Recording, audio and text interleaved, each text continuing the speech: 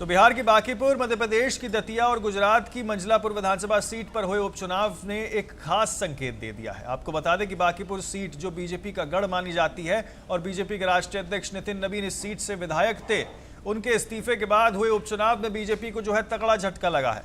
जन स्वराज के संस्थापक प्रशांत किशोर ने शानदार प्रदर्शन किया है। वहीं आपको बता दें कि दतिया जो मध्य प्रदेश के पूर्व गृह मंत्री नरोत्तम मिश्रा का गढ़ माना जाता था, वहां भी जो है कांग्रेस उम्मीदवार घनश्याम सिंह को जीत मिली है। हालांकि ये सीट पहले भी कांग्रेस के खाते में थी। वहीं गुजरात के मंझलापुर विधानसभा सीट पर बीजेपी प्रत्याशी सतीश पटेल को भी जो है यहां पर भारी जीत देखने को मिली है। लेकिन सबसे ज्यादा चर्चा बिहार में बांकीपुर सीट की हो रही है, जहां जन स्वराज के संस्थापक प्रशांत किशोर ने बीजेपी को सोचने पर मजबूर कर दिया है कि आखिरकार बीजेपी का यह किला क्यों ढह गया है। कुल मिलाकर बांकीपुर उपचुनाव सिर्फ एक सीट का चुनाव नहीं, बल्कि बिहार की बदलती राजनीति और नए राजनीतिक प्रयोगों की जो है परीक्षा बन गया है। इस सीट पर परिणाम आपको बता दें प्रदेश की राजनीति में बड़ा बदलाव का संकेत माना जा रहा है। कुल मिलाकर इन उपचुनावों से ये साफ है और ये साफ भी कर दिया है कि राज्य की राजनीति अब जो है स्थानीय मुद्दे, संगठन और रणनीति तीनों के मिश्रण में जो है वो तय हो रही है।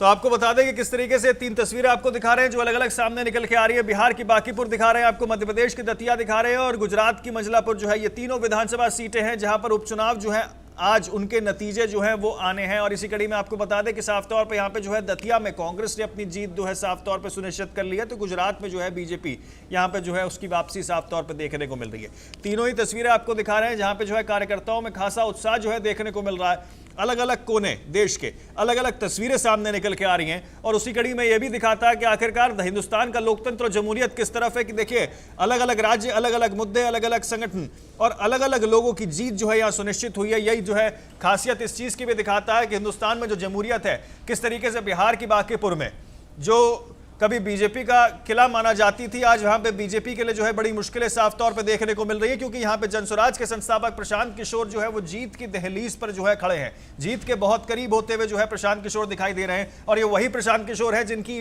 एक भी सीट जो है नहीं आई थी इनकी पार्टी की पिछली बार की, अगर बिहार विधानसभा चुनाव की बात की जाए। लेकिन इस बीच बीजेपी का गढ़ कहे जाने वाली बांकीपुर विधानसभा सीट पर जो है अपनी जीत के बहुत करीब पहुंचते हुए, जीत सुनिश्चित करते हुए 27 राउंड की वोटिंग में जो है यहाँ पर जीत दर्ज करते हुए दिखाई दे रहे हैं।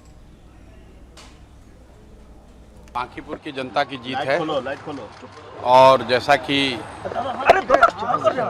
चुनाव प्रचार के दौरान हम लोगों ने जो बात रखी थी, ये विधायक बनाने का चुनाव नहीं है, ये भाजपा के केंद्रीय नेतृत्व को ये संदेश देने का एक प्रयास है बिहार की जनता के द्वारा कि बिहार में किसी अच्छे व्यक्ति को मुख्यमंत्री बनाइए। आपको जनता ने 202 विधायक जिताए हैं, किसी अपराधी, किसी गलत चाल चरित्र चेहरा वाले व्यक्ति को बिहार का नेतृत्व मत दीजिए, अच्छे आदमी को बनाइए ताकि बिहार में भी शिक्षा हो, बिहार में भी बच्चों के लिए रोजगार हो, बिहार के बच्चों को भी बाहर मजदूरी करने न जाना पड़े। ये संदेश बांकीपुर के लोगों ने दिया है। बाकी विधायक जीतना हारना ये तो राजनीति है, चलता रहता है। जिन लोगों ने मत दिया उनका धन्यवाद कर रहे हैं, जिन्होंने मत नहीं दिया है उनको यही कहेंगे कि आपसे आपका विश्वास जीतने के लिए और मेहनत और प्रयास करेंगे। लेकिन महत्वपूर्ण बात यह है कि बिहार को अच्छा नेतृत्व मिलना चाहिए, बिहार सुधरना चाहिए और लोकसभा से पहले मोदी जी को, भाजपा को, अमित शाह जी को ये देखना चाहिए कि बिहार में कैसे बेहतरी हो, बिहार में बच्चों को रोजगार कैसे हो, पलायन कैसे बंद हो। एकमात्र यही उद्देश्य है। हम लोग को विधायक बन के ठेका पट्टा नहीं करना है, एक और एकमात्र उद्देश्य है, चाहते हैं कि बिहार में बेहतरी हो। बिहार में भी सिर्फ 5 किलो अनाज के नाम पर, जाति के नाम पर, धर्म के नाम पर वोट न मांगा जाए।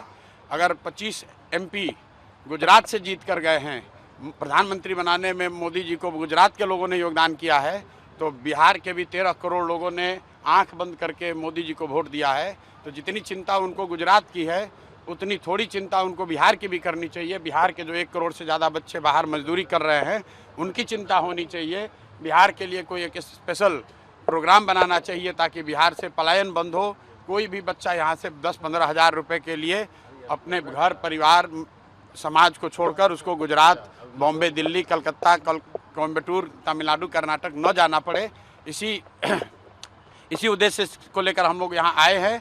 और मैंने बोला ना कि बांकीपुर का लगातार हम लोगों ने विकास किया है, आगे भी बांकीपुर हम लोग के प्राथमिकता में रहेगा बांकीपुर के लोग हमारे हैं, किस कारण से हमें कम मत मिला, और पूरी विस्तृत समीक्षा हम लोग करेंगे। और जो ये लोकतंत्र की भूमि है और जनता के जनादेश को भारतीय जनता पार्टी हमेशा शिरोधार्य की है। हम कभी भी ठीकरा चुनाव आयोग या ईवीएम पर नहीं फोड़ते हैं, ये विपक्ष के लोगों के तरह। लोकतंत्र में हम विश्वास करते हैं, संवैधानिक संस्था का हम सम्मान करते हैं और जनता के जनादेश को हम स्वीकार करते हैं। चूक कहाँ हो गई सर? क्यों चूक हो गई सर? जो जनता ने जनमत दिया है उस जनमत को हम लोग आदर करते हैं। अभी और काउंटिंग है, अभी देखिए, लेकिन जो भी जनता का जो भी जनमत है उसको हम लोग आदर करते हैं और फिर आगे हम लोग आगे अपनी तैयारी करेंगे। ये तो राष्ट्रीय जनता दल के जो अति पिछड़ा जो कार्यकर्ता है उनको सोचना चाहिए कि रेखा गुप्ता को मैदान में उतार करके आप तेजस्वी जी रातों रात जन सुराज के नेता से हाथ मिला लिए। तो राष्ट्रीय जनता दल में जो अति पिछड़ा का जो कार्यकर्ता है वो अब तेजस्वी को देखिए, कहा जाए तो बीजेपी के कैंडिडेट की हार हुई है, लेकिन भारतीय प्रशांत किशोर जी वहां अगर जीत रहे हैं तो भारतीय जनता पार्टी की ही जीत हुई है। इस तरीके ऐसा कैसे क्यों लग रहा है आपको? ऐसी बिल्कुल, आप देखिए जिस तरह से वहां पे कैंडिडेट्स बदले गए, आखिर क्या कारण रहा वहां पे कैंडिडेट्स बदलने का? कहीं ना कहीं देखिए वो ये एक बीजेपी खुद अकेले मतलब जीत नहीं सकती थी शायद, इसलिए प्रशांत किशोर को उन लोगों ने आगे किया। प्रशांत किशोर ने बांकीपुर की जनता को बहुत सारे वादे किए और ऐसे ऐसे वादे किए हैं कि मैं चैनल पे आपको बता भी नहीं सकती है, जो कि असंभव है।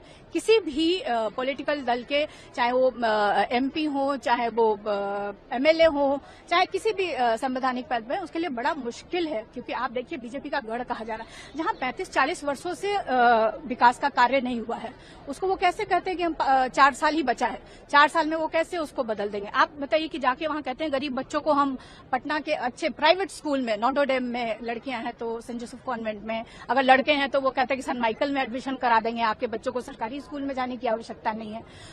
तो लोगों को लगा कि शायद ये बात कह रहे हैं तो, और उनका जो